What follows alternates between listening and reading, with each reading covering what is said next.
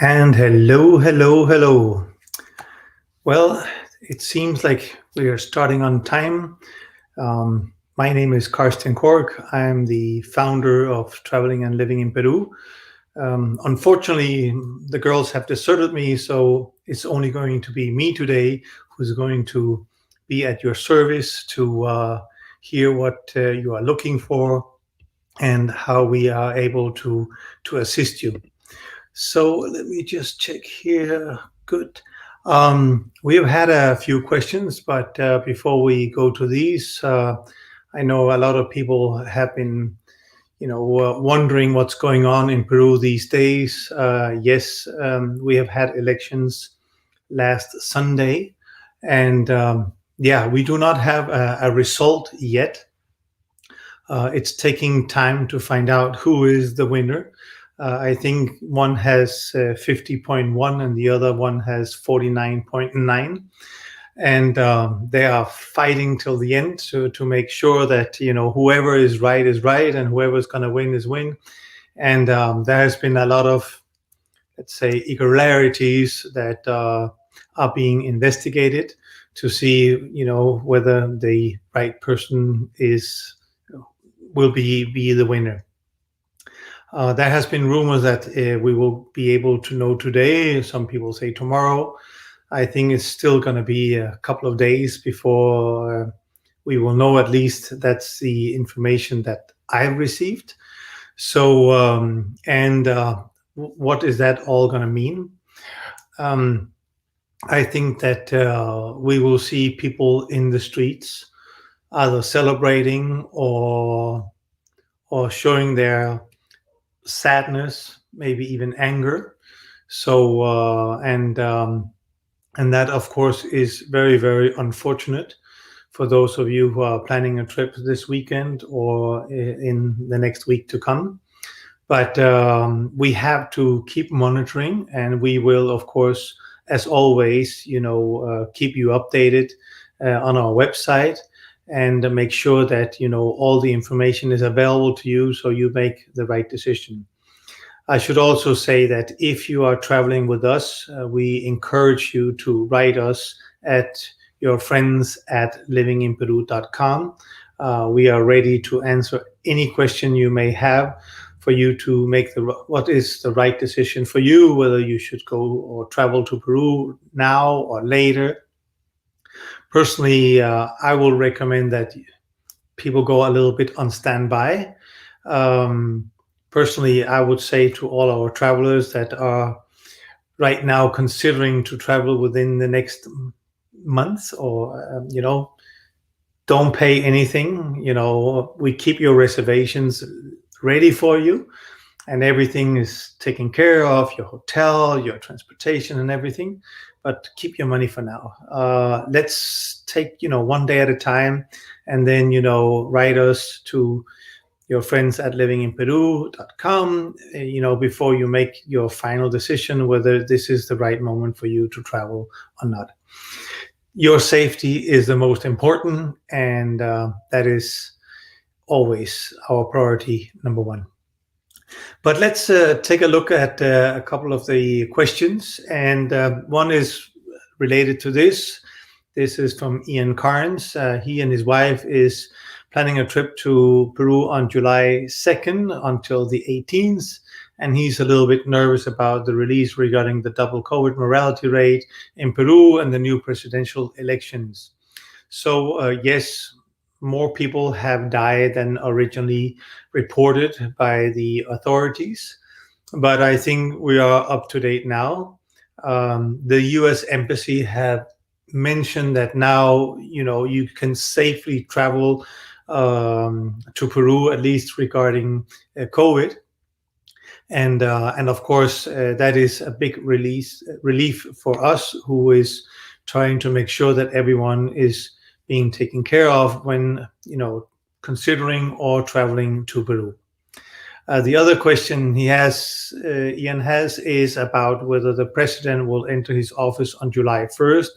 No, that is not the case. In Peru, the president changes on our national day, which is July 28th. So I think by then, things will be more calm. Um, but again, right now there is so much information in the air, and we really do not know who's going to win. But my personal opinion is that we will see some manifestations and demonstrations, no matter who wins. So that is very important to bear in mind. Um, we have another question. Based on my current plans, I have a Sunday in Lima on July 4 and another one in Cusco on July 11. Do we have full shutdown? No, we do not have full shutdown. People can move around. People can take an Uber. People can take, a taxi, a bus. It's just like right now, you cannot use your own private vehicle, but you can go out and you can bicycle and walk. And also, all tourist agencies who have a permit, like us, we are allowed to bring you around and see the different beautiful sites, both here in Lima and in Cusco and the Second Valley and Puno, Arequipa, and up in the north and in the jungle. So there is no reasons for not being, not to plan to travel. And so it is very important to bear this in mind, that there shouldn't be any problems of visiting different places on Sundays. And there is another question is also about, what about if the new president will take when he will take seat, if they're going to change the requirements for traveling to Peru. As we talked about last week, I don't see any reason why that should happen. Peru is improving a lot. We are down now to people 45, 50 and up can get vaccinated, and and also people who have special reasons to be vaccinated earlier due to maybe kidney problems, or heart problems, or whatever. Um, that's they can jump the line, so to speak, if they can prove it. So there is no problems. And then again, what about coming to Peru? Do I still need to have a test? Yes, you still need to have the PCR or the antigen test. Um, excuse me. To be able to enter the country. But once you have demonstrated your negative test, then you are free to travel around Peru. So there is definitely a lot of things to do. Also, there was a question about, someone is considering on July 4th to do a full day tour in Paracas and Huacachina. And that is not a problem neither. Again, agencies have permission to operate, but I do suggest that you check with your agency, if you're not traveling with us, to whether they have this permission. But most of them should have it. All right. That was kind of the questions that we have right here, right now.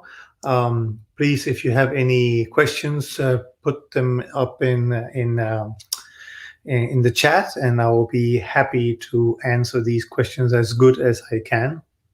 Again, for those who arrive late, yes, we have had elections. Yes, we have not found a president yet. Yes, we don't know what's going to happen right here, right now.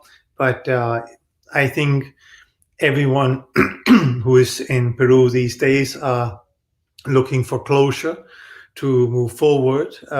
It is very, very tight. I mean, and anything can happen. It can go all the way to the left or all the way to the right. But we hope that the solution that comes up is the one that is the best for Peru. And we all pray, for the best outcome. Which one that is, that there is 50-50 opinion about that. Personally, I think it's very sad that the country is split up in two two sides, and half will feel that they are losing, and the other half will feel that they are winning. But personally, I don't think there's any winners or any losers. Um, it would have been better if we have had another opportunity to um, come up with some better candidates, to be very honest. But that is, of course, my completely personal opinion. All right, we have Patrick. Hi from Miraflores. We just arrived yesterday and enjoying the city so far. Food has been amazing. Yes, I can say the food in Peru is amazing. There is many amazing restaurants to visit all around Lima, but also, of course, in the other cities. But Lima is a mecca and has won the prize of being the best city in the Americas to have delicious food 8 years in a row. So there is definitely a lot to do. I recommend that you try the ceviche, the lomo saltado, the causa, and well, and many other dishes. If you like Chinese food, chifa is like the big thing. Everybody loves that. And if you like more traditional Peruvian food, my favorite dish is the ají de gallina, which is chicken in a chili sauce, not too spicy. It comes with rice and potato, and it's fantastic. And of course, to enjoy that, you need to have a pisco sour. That's a must. And if you like beer, we have now a lot of local breweries that are making special beers, but we also have good beers like Cusqueña and Pilsen. So two beers definitely worth trying when you're in Peru. Then we have Mr. G, and finally made it to Peru, planning a month in Sacred Valley in July. Let me know if you have any suggestions in the area. Well, the Sacred Valley is one of the most beautiful places in Peru. It is very close to Machu Picchu. It is in between Machu Picchu and the city of Cusco. There's an opportunity to do a lot of trekking, biking, and there's a lot of sites to visit in the Sacred Valley. So it's definitely a great spot. Both in Urubamba, Ollantaytambo, and Pisac, there are lots of great small restaurants where you can eat very well for a very decent price. So you will love it there. There are also some 5 stars hotel if you every once in a while need to take a break. The Tambo Inca is one of my favorite places to go visit. It's huge, it's big, and they have like this amazing bar with a complete wall in marble with lights behind, and it kind of gets a peace in the room. So you sit there and enjoy some snacks and a couple of drinks. That's A1, as we say here in Peru, A1, meaning that's the top of the line. You can also rent a bike and bike around, and there's a lot of local transportation. If you just want to jump on a bus from one end of the valley to the other, it's easy to do. Ollantaytambo is where the train leaves for Machu Picchu, whether you're traveling with Peru Rail or Inca Rail. Both of them leave from there and takes you to Machu Picchu. And from there, you can also go to Aguascalientes, also called Machu Picchu City, which is in the bottom of the valley where Machu Picchu is up the hill. But there you can also stay. I don't think there's so much to do there, but personally, I would prefer to stay in the valley and then do a one-day trip to Machu Picchu, first train in, last train back, and you will have a great time watching this beautiful site. The good thing about traveling to Peru now is that you have Peru almost to yourself. People are starting to travel. More and more airlines is arriving to Peru with tourists, but still, it's a small fraction of what we normally have. So please, this is a great moment to see Machu Picchu and any other site in Peru. Last week we had a little talk with someone from Incatera in the jungle. Tampopata is located about 25 minutes flight away from Cusco. And this is, one of those places where you really have a chance to see the amazing jungle. And July is a really good month to go. There is not so much rain in the mountains, so even though it's winter, then we have a lot of sun during the day, and it gets a little bit chilly at night. But the weather is fantastic. And in the jungle, it's the same. Just bring a lot of protection from mosquitoes and sun lotion. The sun is very, very strong. Mr. G is asking favorite restaurants in Lima. Oof, there's so many. But I will say in the high end, one of my favorite places is called Cala, which is located on the beach. Basically, the water almost goes underneath the beach. And there you have like the greatest view, a fantastic pisco sour, and you can just get some snacks. There's a really good vibe there, and it's one of my favorite places, and also because I love to be in front of the ocean. One of probably our number one restaurant these days is Maido, which is a Japanese Peruvian cuisine. It's a ticket directly to heaven. And many of you maybe also heard of Central, which is also on the top 10 list of best restaurants in the world. So definitely also worth. Other restaurants that are very, very popular, if you want to go to a restaurant that has really, really good Peruvian food, like we eat all over the country, then Panchita in Miraflores is fantastic.